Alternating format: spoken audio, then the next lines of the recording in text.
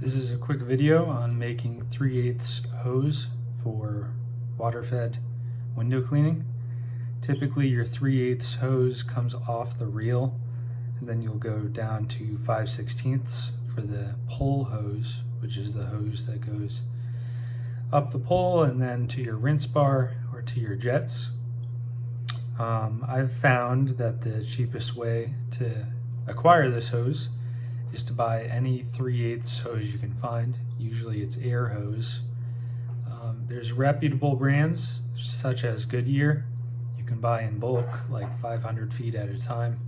So that's a really good deal if you need that much. Or you can go on Amazon and you can find this kind of hose on sale. See, I don't think the brand is on here. I found 100 feet of this hose for about $20 on sale. So I got 200 feet for 40, which is incredible. But you'll notice that we have the wrong ends on here. These are quick connects for air. They won't work for water. They won't let enough water through. And also they would probably rust. So let's pull the sleeve back and you'll see exactly what's going on here. On each of these, and you're going to see this on most air hoses, is that they're terminated from the factory to 1/4 inch NPT. And then we have some thread locker, this is red thread lock, and then it goes to 1/4 inch IM air quick connects. So we have two options from this point. The first point, or the first option, and probably the most economical, is to buy 3/8 barb, 3/8 to garden hose barb fittings. These are about $8 for two female, and then another $8 for 2 male. And what you would do in this case is you would just cut off your hose, cut off the entire fitting here, and then stick this on and hose clamp it up. And that method should work totally fine. I'm not against it. But when I looked at this hose, I just thought that it was terminated so nicely that it would be a shame to cut it off unless I absolutely had to. So we're going to look at a different solution today. Instead, I have 1/4 inch NPT to garden hose. Here's a male. That is a thick piece of metal right there. 2 males, and then let's see. Here's the other ones.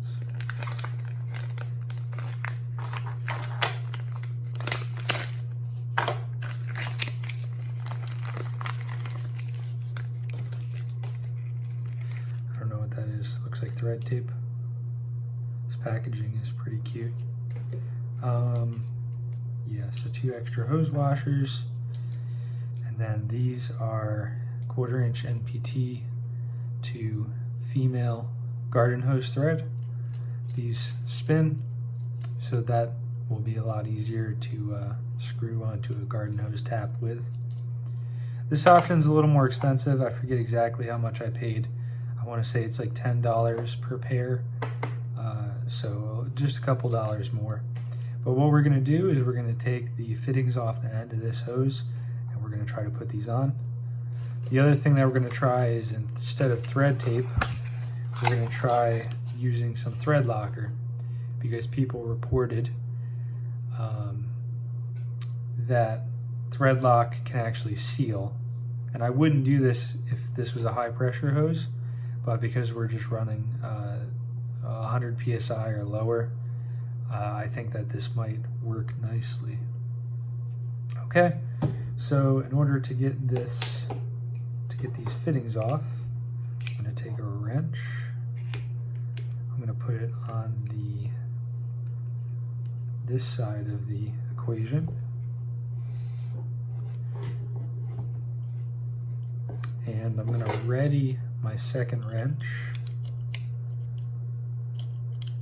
just like that.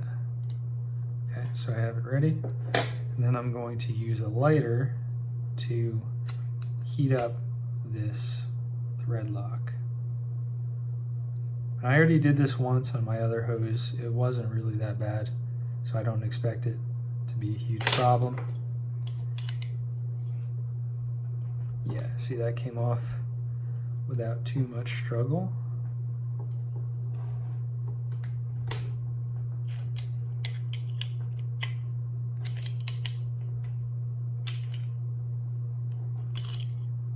And there's our 1/4 inch male NPT. Let's just check. Yep, that'll work nicely. Then I'm going to do that with the other one. If you wanted to, you could clean these threads up.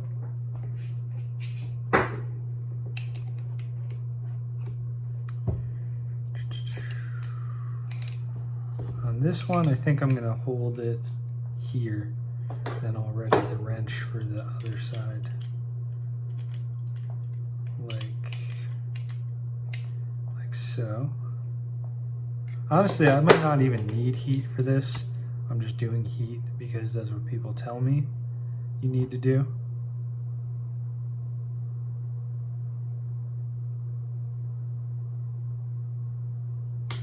Okay. There we go.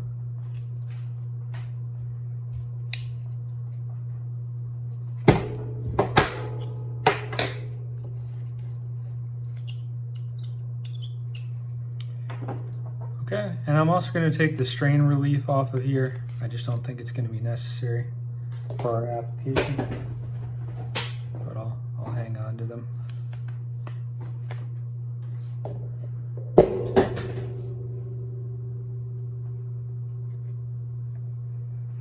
Let's see how easily this thread lock comes off.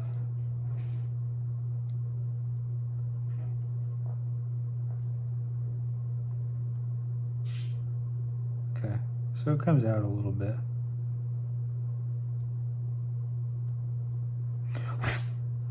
I'm not super worried about it if there's a little old stuff.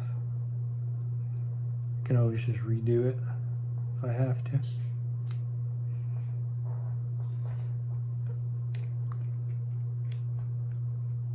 That's gonna be super nice. Looks very professional.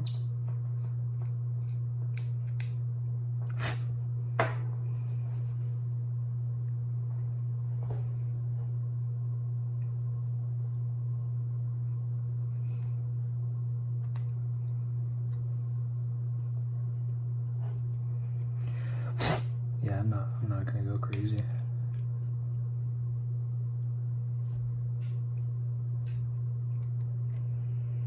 Okay. All right. Now I'm going to apply the thread locker.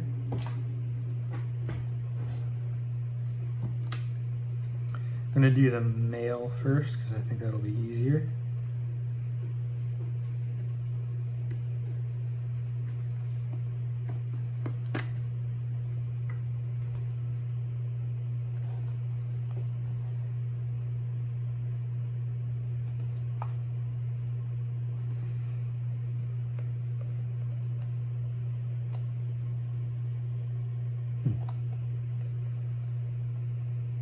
I don't know if I have to cut this tip.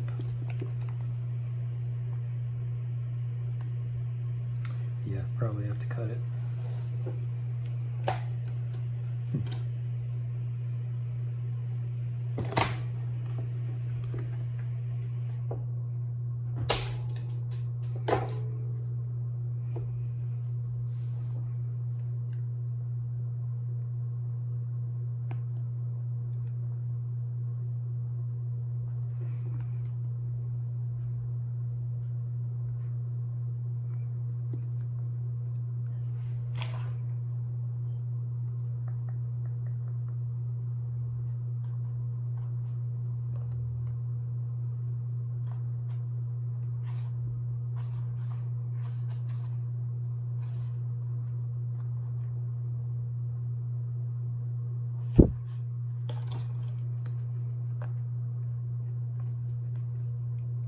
Oh, okay, this opens up. Well, that's helpful. I think.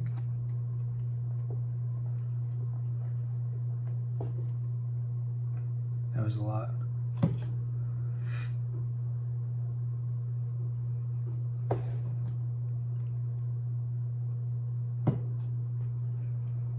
Okay.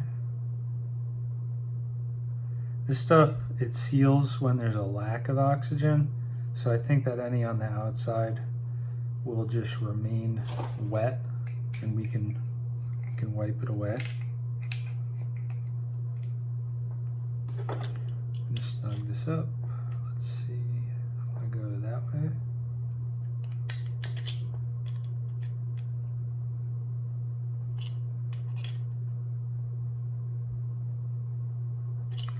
Feels pretty good.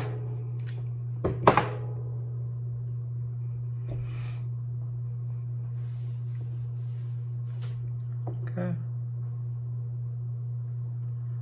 All right. There's a little bit of thread locker on the outside, but that's all right. So now I'm going to move on to the other end, which is right here. I expect this to be a little trickier. The way to tighten this is you have to get an Allen key up in here to basically hold that tight because the top swivels. So let's see if I have the Allen key I need. It's pretty big.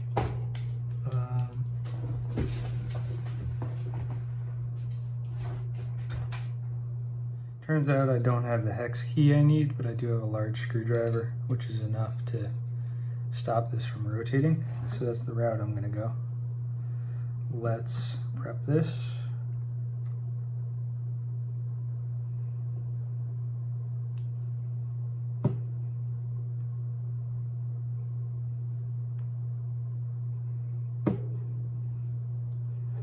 And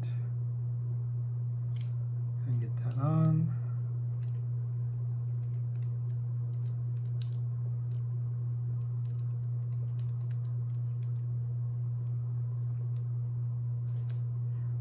I'm more concerned about having a good seal here than I am about making it pretty. It being pretty is definitely good, but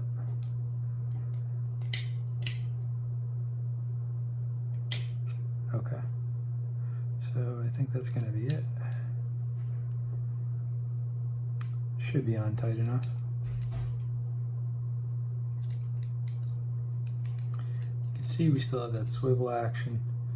And we're just using the 1/4 inch.